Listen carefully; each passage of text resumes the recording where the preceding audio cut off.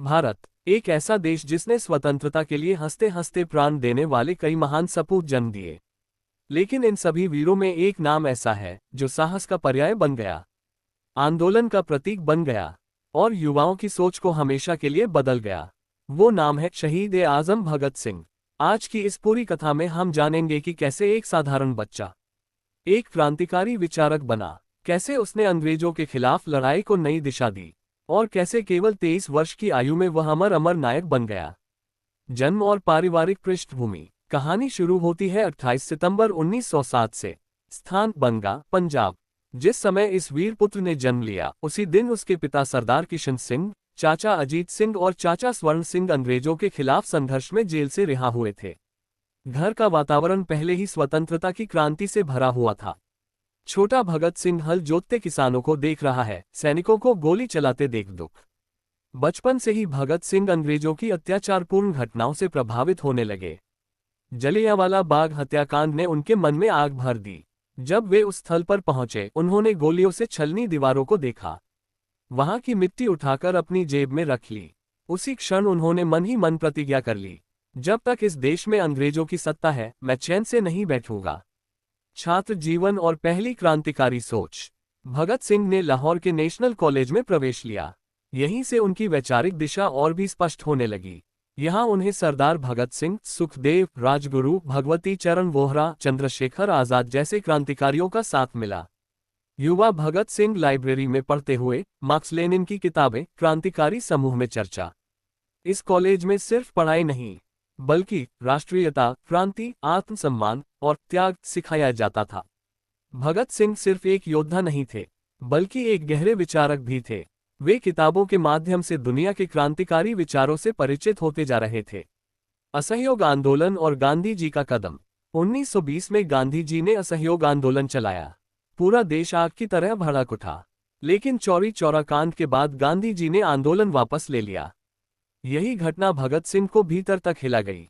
उन्होंने कहा, एक क्षण का क्रोध कई वर्षों की उम्मीदों पर पानी फेर गया।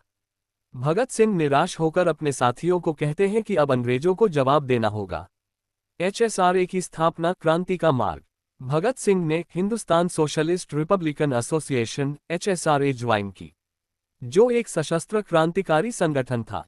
उनका मानना था कि अंग्रेजों को सिर्फ अहिंसा से नहीं हराया जा सकता, इसके लिए इनकलाब की आवश्यकता है।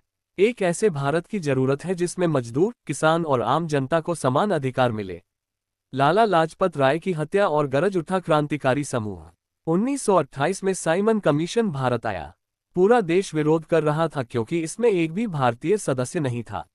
विरोध प्रदर्शन में पंजाब केसरी लाला लाजपत राय पर अंग्रेज पुलिस अधिकारी जेम्स स्कॉट ने लाठीचार्ज कराया। कुछ ही दिनों बाद लाला जी की मृत्यु हो गई। ये भगत सिंह के दिल पर बिजली की तरह गिरा। क्रोधित भगत सिंह कहते, लाला जी की मौत का बदला लिया जाएगा।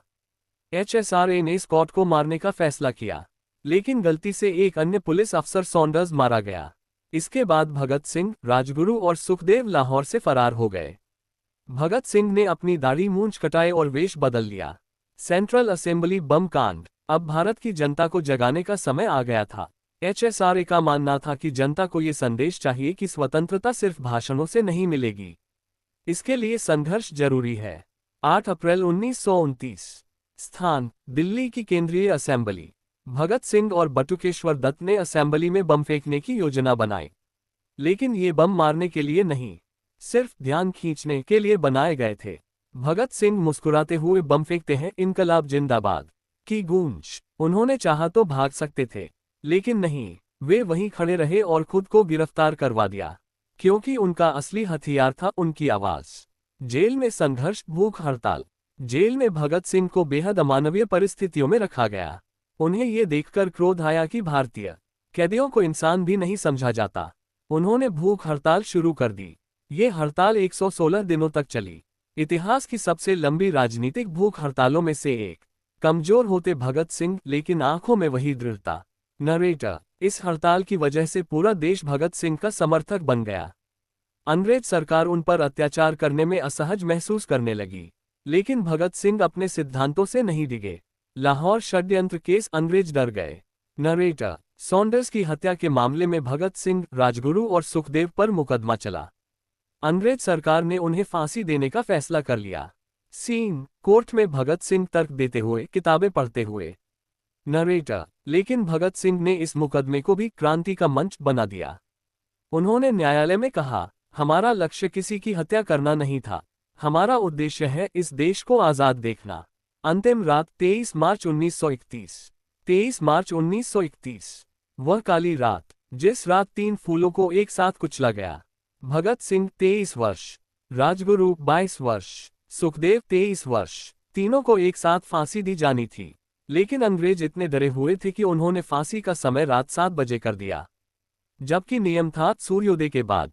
भगत सिंह आखिरी बार मुस्कुराकर कहते, मेरे साथी इंतजार कर रहे हैं, मुझे देर नहीं करनी चाहिए। फांसी से पहले उन्हें लेनिन की किताब पढ़ते देखा गया। उन्होंने किताब बंद की, मुस्कुराए और कहा, अब चलें। फांसी पर चढ़ते हुए तीनों ने एक ही आवाज में कहा, इनकलाब जिंदाबाद, मौत नहीं, अमरता मिली। अंग्रेजों ने सोचा कि भगत सिंह को मारकर क्रांति खत्म कर दी जाएगी, लेकिन हुआ उल्टा। उनकी शहादत के बाद पूरा भारत फट पड़ा। हर गली कूचे में इनकलाब जिंदाबाद गूंजने लगा। स्कूलों कॉलेजों में युवाओं के हाथों में भगत सिंह की तस्वीरें थीं। हर बच्चे ने कहा, मैं भगत सिंह बनूंगा, मेरे देश का यह अमरवीर। 23 साल की उम्र में वो कर गया जो किसी उम्रदराज क्रांतिकारी के लिए भी कठिन होता है। अंतिम संदेश, भगत सिंह सिर्फ एक नाम नहीं, बल्कि एक विचार है, एक आग है, जो आज भी हर भारतीय के दिल में जलती है। उन्होंने कहा था, क्रांति की तलवार विचारों की तेजी से तेज होती है, और सच यही है। आज भारत की युवा पीढ़ी यदि उनसे प्रेरणा ले, तो कोई शक्ति हमें पीछे नहीं रोक सकती। भारत का तिरंगा, भगत सिंह की फोटो बैकग्राउंड में, सारे जहां से अच्छा।